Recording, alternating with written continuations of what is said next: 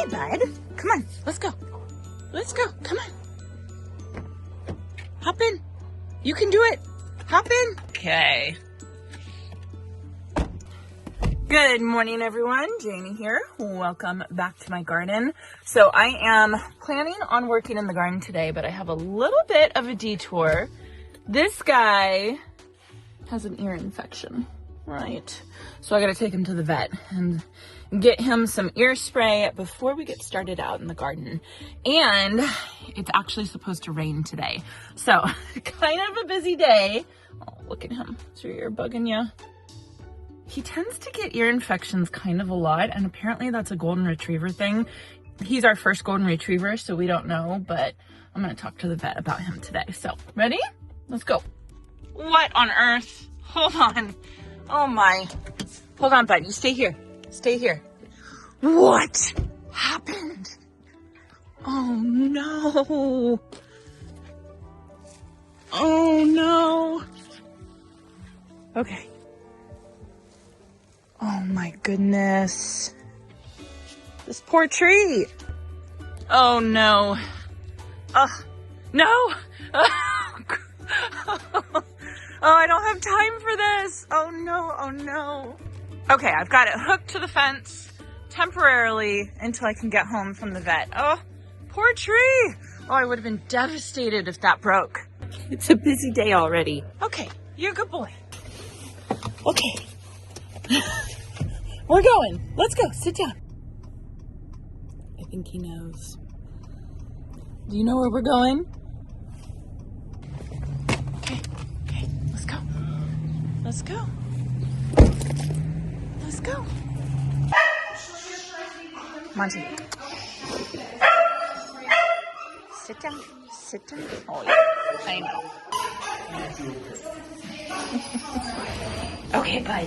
So they just took samples of his ear, and we'll find out what's going on.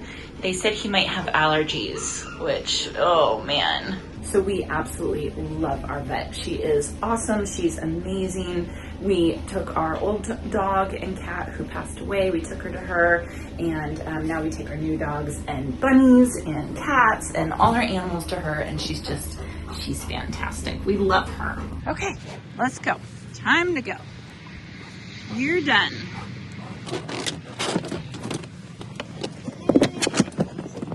Okay, buddy.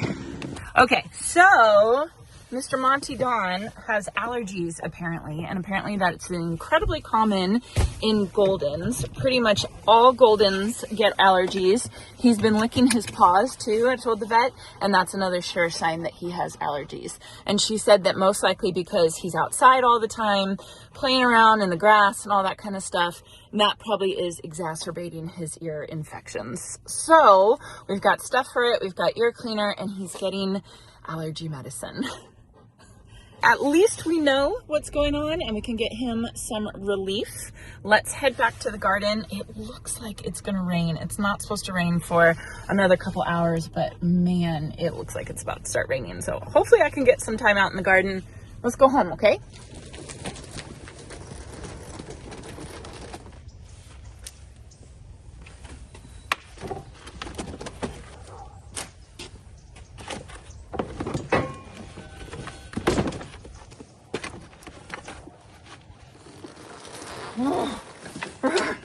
It's cold.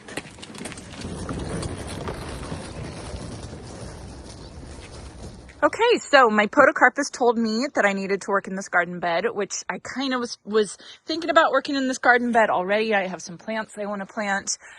This guy obviously is not ready to not be staked quite yet. You saw what happened when the stakes fell off. It's actually hooked to the fence right now, and if I took it off it would kind of fall over. So I think I'm gonna stake it for maybe like 6 more months. I would say you don't want to stake your trees for too long, because if you stake them for too long, then they start relying on the strength of the stake rather than getting strung themselves. So you want to watch it, but that's why you want to stake things really loosely. Like this is like See, this is so loose right here. It's barely even holding on. It's just going to hold on if there's a storm or something pushes it or something like that. But this tree is still getting strong enough on its own, but you can see it's not quite strong enough to not be without a stake. So I don't have any more of the wood stakes right now, so I'm just going to use these, what do you call them, a T-post or something like that. I'll just to make sure it's done. Then I need to get my Honey Apricot flavorette rose pruned. I'm getting to the end of my pruning season for roses, so I definitely need to get that guy pruned today, and then I'll be planting some stuff. But let me stake the tree first, just so I don't have to worry about it anymore.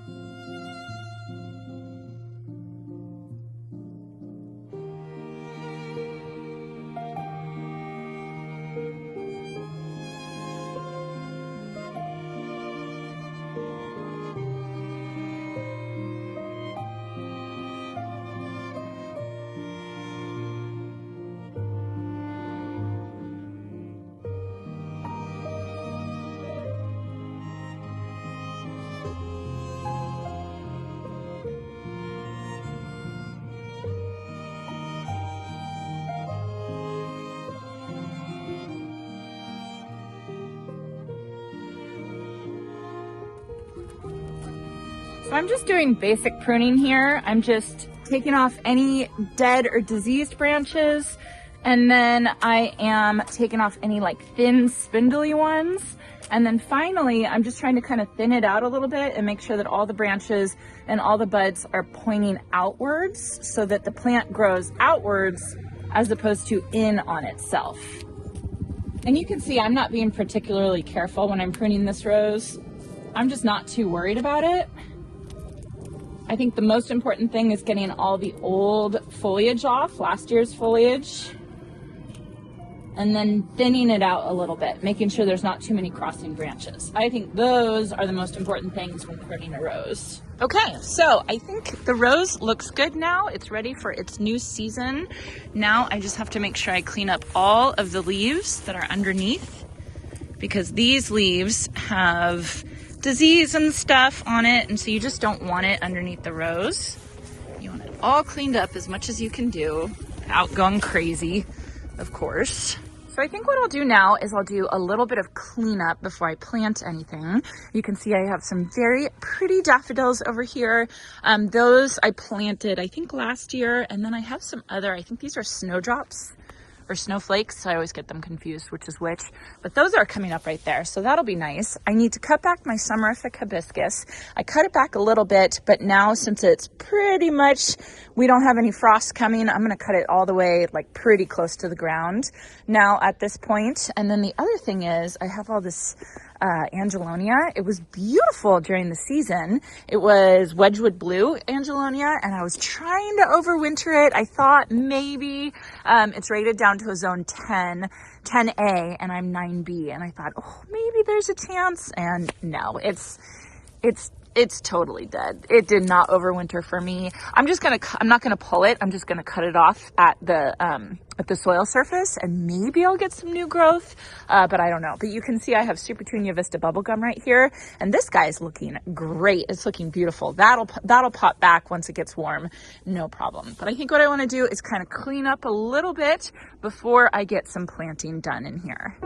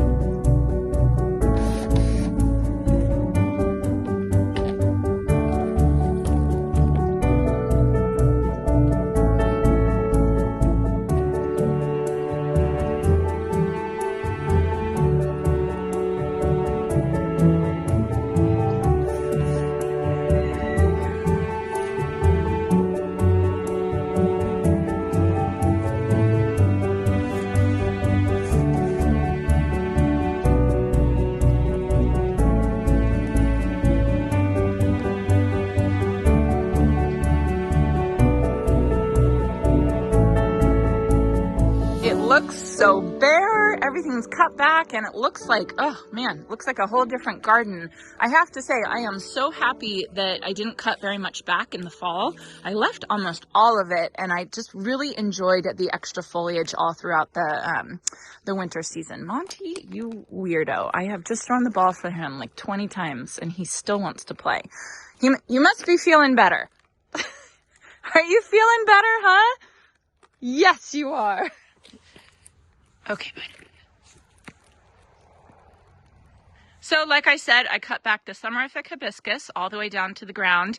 New growth is going to come back. They say cut it back to like six inches, but I don't like leaving the little stems up because I don't think it looks very pretty. And I've cut it all the way back down to the ground before, and it's perfectly fine. And then all new growth will start coming, and that'll start looking really good. Cut back all the angelonia, weeded over here.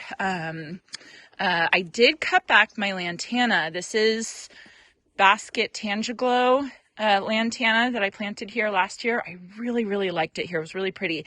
But lantana, you have to be careful about not cutting back too soon because it can get nipped by the cold. So you want to leave all its foliage on all winter long until just before your last frost, and then you can cut back lantana. I probably could cut this back a little bit more. And then the other thing I did cut back is I cut back my buddleia. This is my Pugster amethyst buddleia. This is another one, just like lantana, you have to be careful about. And you can see this is all new growth. So this is getting ready to go. You are very, very distracting. So what I want to do now, Monty, is I want to get actually some planting done. Just the other day, I cleaned up a whole bunch of my perennials and shrubs that I've been overwintering. And one of them that I cleaned up was this one, which is the Rainbow Rhythm Daylily. And it's the Nosferatu, which is beautiful. Look at how beautiful, beautiful that flower is. Absolutely gorgeous.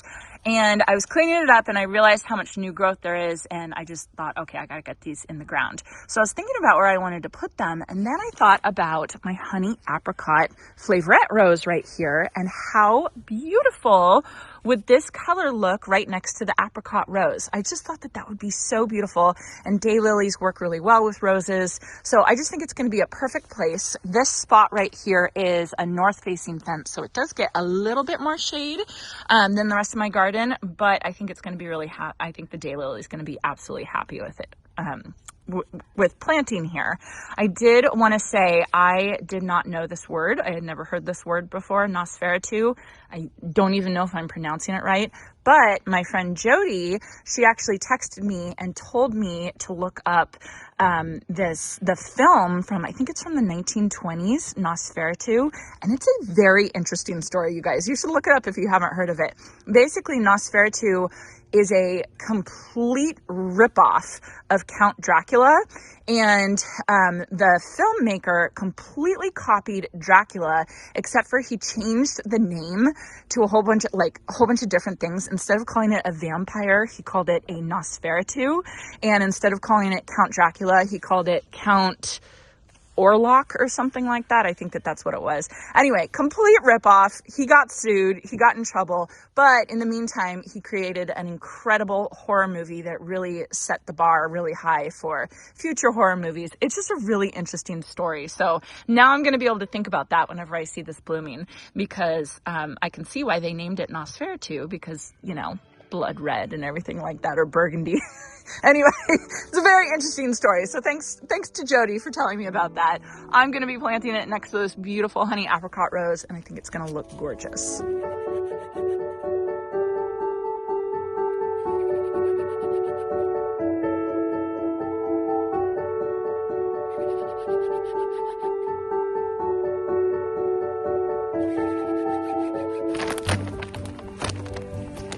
I love planting this time of year because the ground is just so soft.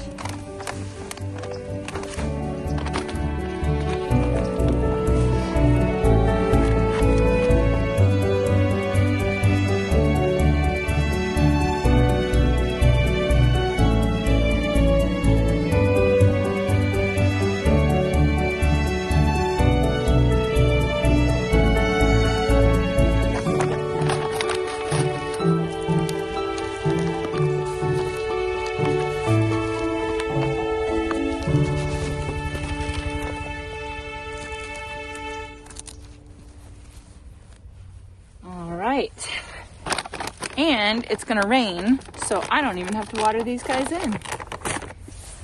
All done. All right, well, it's not much to look at, but you all can imagine what it's going to look like very, very soon. Probably next month, once I see 3 to 6 inches of growth on the Honey Apricot rose, I will be fertilizing it. The flags here are for drip irrigation. That's just a signal to Jason to hook these guys up to drip. He is very sweet and does my drip irrigation for me. And then I think the only other thing I want to do over here is I want to remulch it. So I'm going to have to get some wood chips, because I have to say I am just in love with the wood chip method. Compost and wood chips. If you have bad soil, put a layer of compost, put a layer of wood chips, and then just let nature take its course. Because when I dig in this area, it's just so beautiful. It's such beautiful soil. And that's just because I'm constantly amending it with compost and wood chips. Not even compost, just honestly wood chips is amazing. So I definitely recommend it for sure. What are you looking at, bud? Are you ready to go inside?